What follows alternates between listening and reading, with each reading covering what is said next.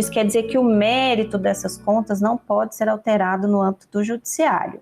O que o judiciário pode fazer é, se não for obedecido um devido processo legal e houver algum tipo de nulidade, por exemplo, uma ausência de defesa, aí sim o judiciário pode anular o julgamento do Tribunal de Contas, mas não pode reformar o julgamento dos tribunais de contas no tocante às contas desses gestores. E aqui eu vou abrir parênteses, porque gestores aqui nós vamos utilizar num sentido bem amplo, né?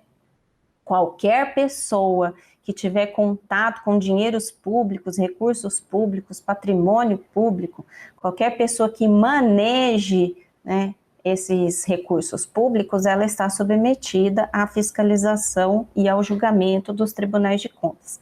Então, além dos secretários municipais, secretários de Estado, ministros de Estado e todas aquelas outras autoridades que eu já citei aqui, qualquer pessoa física ou jurídica que manejar recurso público, que aplicar recurso público, que arrecadar recurso público, estará submetido também ao julgamento dessas contas por parte dos tribunais de contas. E aí nós temos aí, por exemplo, as tomadas de conta especial, que é um processo muito específico no âmbito dos tribunais de contas, e que pessoas como ONGs, pessoas físicas, empresários também estão submetidos a essas prestações de contas. Vocês vão ver várias decisões aí, não só penalizando, multando, ou julgando regular mesmo, julgando boas contas de secretários, ministros e demais autoridades, mas também de terceiro setor, de pessoas físicas e jurídicas privadas, tá?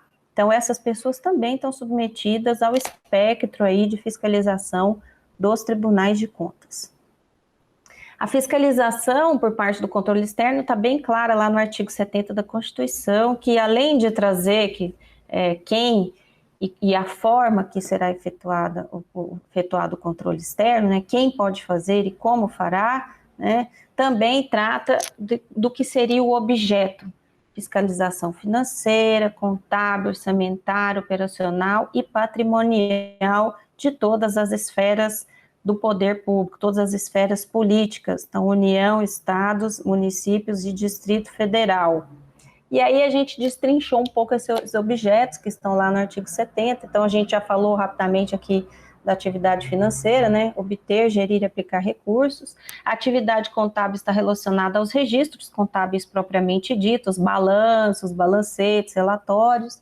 A atividade operacional é aquela atividade gerencial, nós já tratamos dela aqui também, quando falamos de controle de desempenho, né? Então, a meta é avaliar os resultados concretos dos programas em relação aos objetivos pretendidos, não só atingimento das metas, mas a relação entre uma coisa e outra, como foi feito, a performance da administração. E a atividade patrimonial, que relaciona-se com os acréscimos e com as diminuições ocorridas no patrimônio público. Então, por exemplo, obras, né? Nós sabemos que as obras públicas, elas acrescem a atividade patrimonial. Cabe destacar aqui que o patrimônio público engloba também os bens dominiais e os bens de uso público, bens públicos de uso do povo, quer dizer que a atividade de fiscalização também pode estar relacionada ao próprio meio ambiente. Relações entre as casas legislativas e os tribunais de contas. Muita gente repete, né, equivocadamente, porque lê lá na Constituição de uma forma mais rápida, né, quando fala que o parlamento ele é subsidiado, ele é auxiliado pelos tribunais de contas, muita gente acaba entendendo que existe algum traço de subordinação nessa relação. Mas o que a Constituição quis dizer, e isso já está bem claro, tanto no âmbito científico doutrinário, quanto no âmbito da jurisprudência do Supremo Tribunal Federal, e é o que ocorre mesmo na prática, né, também, os tribunais de contas não têm qualquer traço de subordinação com a Casa Legislativa.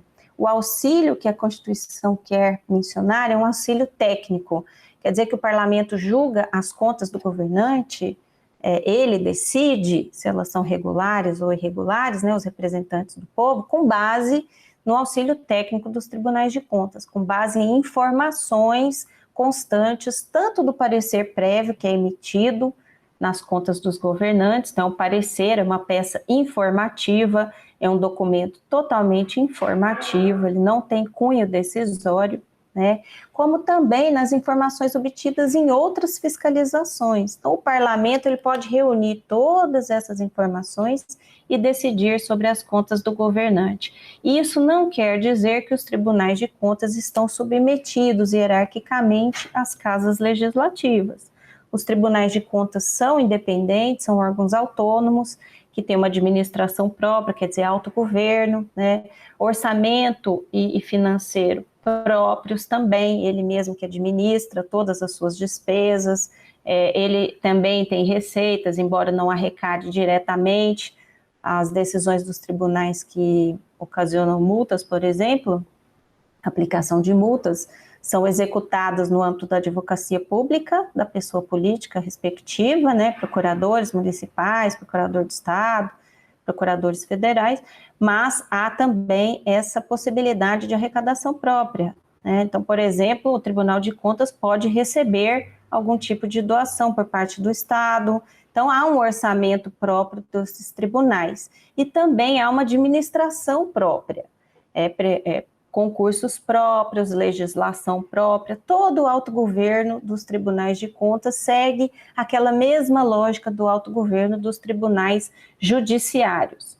E a Constituição traz competências próprias dos tribunais de contas no artigo 71 e também traz prerrogativas próprias, tais quais aquelas prerrogativas dos tribunais judiciários, que é iniciar o processo legislativo da sua lei orgânica, realizar seus próprios concursos, organizar os seus serviços auxiliares de modo geral. Então, eu trouxe aí alguns dispositivos constitucionais relacionados a esse autogoverno, essa auto-organização.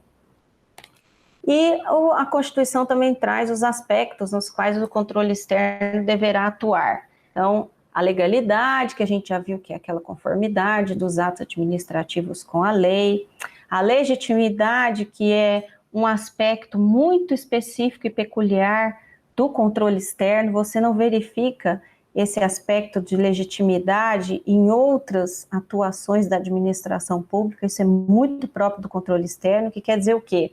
A legitimidade é a análise da substância do ato. Pode ser que um determinado ato, ele não tenha atendido a legalidade por completo, ele tem algum tipo de defeito, não atendeu a legislação exatamente como ela está prescrevendo que aquele ato deve ser praticado. Mas a finalidade, a substância do ato, ele está legítimo, atende ao interesse público, está perfeito, está de acordo com aquilo que se espera da administração. Por isso é que vocês podem perceber em julgamentos de contas, no âmbito dos tribunais de contas, julgamentos chamados regulares com ressalva. O que isso significa? Quer dizer que o tribunal entendeu que aquele gestor agiu bem, agiu adequadamente no tocante ao interesse público, atendeu aqueles objetivos que estão ali previstos nas leis orçamentárias, na Constituição e na legislação de regência daquele órgão público especificamente. Mas, em alguma coisa ele deslizou, ele não observou todas as prescrições legais, ele deixou de cumprir algum requisito do ato, nada que tenha, vamos dizer assim, uma repercussão grave no âmbito, seja do erário ou seja do cumprimento das metas ali estabelecidas para aquela gestão. Mas algo ali não observou alguma questão burocrática, algum detalhe relacionado àquele ato, e é por isso que se faz a ressalva, né? Então isso visa a atender a legitimidade. Muitas vezes a legalidade não está sendo integralmente atendida, mas o interesse público está sendo atendido, então há a presença da legitimidade, por isso que as contas são regulares. As ressalvas estão relacionadas a questões que ele não cumpriu bem, e aí informa-se o gestor de que ele não deve praticar aqueles atos daquela forma novamente, mas de modo geral as suas contas são tidas como regulares e é liberado esse gestor para continuar a sua atividade política ou privada, etc. É importante que se tenha em mente a diferenciação entre a legalidade e a legitimidade, que faz com que o controle possa realmente avaliar o ato na sua substância e entender que aquele ato, embora não tenha cumprido toda a questão legal, algum detalhe ficou ali sem observar a prescrição legal, mas a substância do ato está intacta, está íntegra, de modo que aquele gestor é tido como um bom gestor. E aí, dentro dessa questão da análise das contas da legitimidade, há a visão de eficiência, quer dizer, presteza, agilidade na hora de tratar as questões, na hora de tomar providências, perfeição, que é fazer o melhor possível, e rendimento, quer dizer, obter os melhores resultados possíveis diante daquelas condições que aquele gestor entrou. Eu acho que agora, no âmbito da pandemia, isso vai ser importante, né? A gente verificar o que ele tinha em mãos, quais eram as informações que o gestor tinha em mãos, quais os instrumentos que ele tinha em mãos, como que ele agiu de acordo com esses instrumentos e quais os resultados que ele conseguiu obter dentro dessa performance. É importante que a legitimidade esteja bastante bem entendida, porque ela não é nada voltada a liberar aquele mau gestor que não segue a lei, de jeito nenhum. Mas ela ameniza, vamos dizer assim, minimiza a incidência do princípio da legalidade, né, como algo burocrático, como uma instrumentalidade muito forte, quer dizer, se não atendeu a legalidade, então está fora. É preciso que se veja realmente o interesse público, é preciso que se veja se as metas, se os resultados estão sendo obtidos. Não é algo que seja uma carta branca para o gestor fazer o que quiser. São irregularidades mais simples, são equívocos, inobservâncias legais que não geram para a administração, nem para o erário, muito menos para a população, alguma consequência, vamos dizer assim, negativa.